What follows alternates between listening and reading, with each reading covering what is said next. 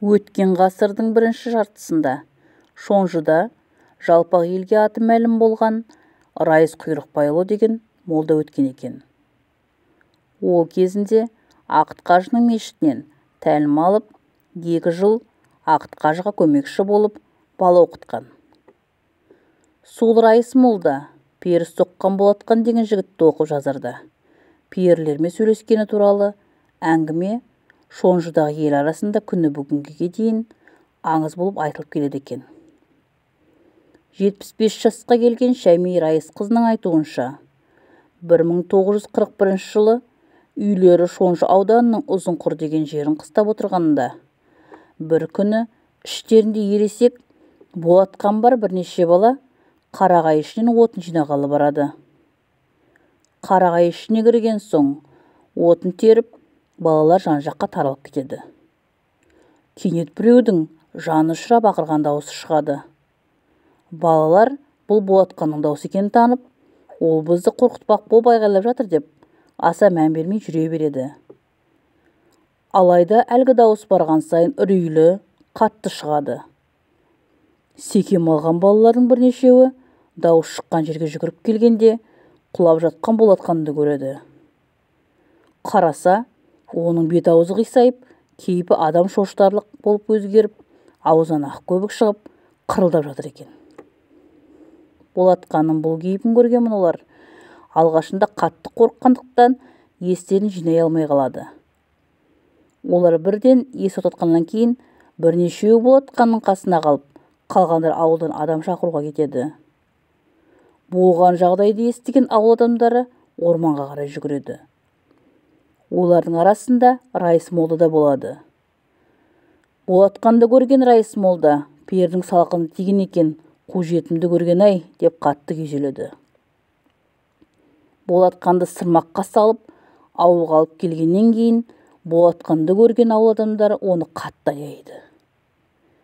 Әншейінде артық ауыз сөз сөйлемейтін Райыс молда қатты қаһарланып, не мен өлемін, не болатқан жазылады. Мен бұл жетімді науқастан айықтырамын. Оны соққан перімен сөйлесемін, дейді. Аңыз әңгімелерге қарағанда, егер молданың періге шамасы келмесе, ол ажал құшуы мүмкін екен. Ауылдағы азаматтарды жинап, ағаш пен темір соғатын ұста тауып, бір үлкен ағаш сандық пен мыстан тақтай жасатады. Ертесі күні алтын алаңқай деп аталатын жерді таңдап, қарын күретіп, жерге сырмақ, кілем төсеп, үстіне арнаулы жасатқан сандық пен мыстақтайды қойып, тақ жасатады. Бастаудан су әкелтіп, пері соққан болатқанды таза жуындырып, жаңа киім кигізіп, ақ кигізге орап, әлгі тақтың алдына әкеліп жатқызады. Ауылдағы қарияларға, әйелдер мен балаларға үйден шықпауды, киіз үйлерді мықтап бастыруды тапсырады. Райыс молда 10 шақты мықты ауыл азаматтарын таңдап алып, оларға өзіне көмекші болуды, әр қандай тосын жағдай туындаса да, әсте қорықпауды тапсырады. Райыстың бұл әрекетіне ауыл адамдарының бір бөлігі сенсе, бір бөлігі сенбейді. Десе де, олардың барлығы бізде барып көреміз, бізде сізге серік боламыз, жақсылық болса да, пәле қаза болса да, сізбен бірге боламыз, деп бірге жүреді. Райыстың қасына 40-тай адам жиналып, алтын алаңқайға барады. Райыс молда жанына ілесіп барған адамдарды 2 жаққа бөліп тұрғызып, тақтың қарсы алдына отырып, пері соққан жігітті оқи бастайды. Арадан шай қайнатымға жетпейтін уақыт өтеді. Кенет алаңқайда жел тұрып, бірте-бірте күшейіп, қатты боранға айналады. Шайдай ашық аспан әп-сәтте түнеріп, сол маң астан-кестең болып кетеді.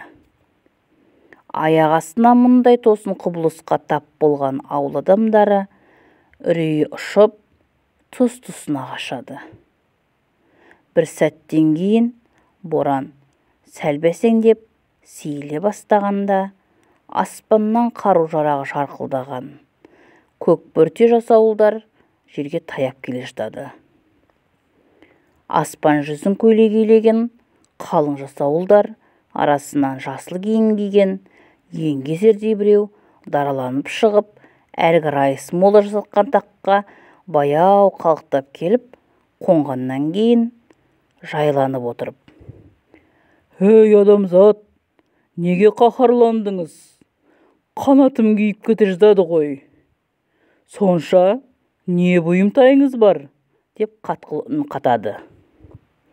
Райыс ақ киізге оралып жатқан болатқанды көрсетіп: «Мынаның не жазығы бар еді? Әке-шешесі жоқ жетімге неге зәбір жеткізесіңдер?» дейді. Пері қолбасшысы: «Кешіріңіз, кеше біздің ойнап кеткен 3 қыз әдепсіздік жасап, азаматыңызға қалжыңдап қол тигізген екен. Мен оларды қатаң жазалаймын», дейді. Райыс молда қатуланып: «Қыздарыңды жазаға тарту өз еркіңде. Менің мына азаматымды қалпына келтіріп берсең болды», дейді. Пері тақтан түсіп, болатқанның жанына келіп, бетін ашып, қанатымен сипап, жасауылдарына бұйрық беріп, қайта аспанға ұшып кетеді. Перілер кеткен соң күн шайдай ашылады. Болатқан басын көтеріп, маңына таңдана көз салып: «Мен қатты ұйықтап кетіппін ғой», деп орнынан тұрады. Мұны көрген Райыс молда қуанышын бөліспек болып жан-жағына қараса, бағанағы қалың адамнан тек Тұрда ақын мен Зәлебай деген 2 жігіт қана қалған екен. Содан ақ киізге орап, сырмақпен көтеріп, әкелінген болатқан ауылға кәдімгідей сап-сау өз аяғымен қайтады. Осыдан бастап Райыс Құйрықбайұлының аспаннан пері түсіріп, олармен тілдескені туралы әңгіме Боғда бетіндегі жалпақ елге таралады. Сол оқиғадан кейін арадан 2 жыл өткенде Райыс молда сары аурудан қайтыс болады. Ал перінің соққысына ұрынған болатқан 1988 жылы 68 жасында Шонжыда қайтыс болады. Авторы Шыңхан Қарпығұлы. Оқыған Лаура Қосыбаева.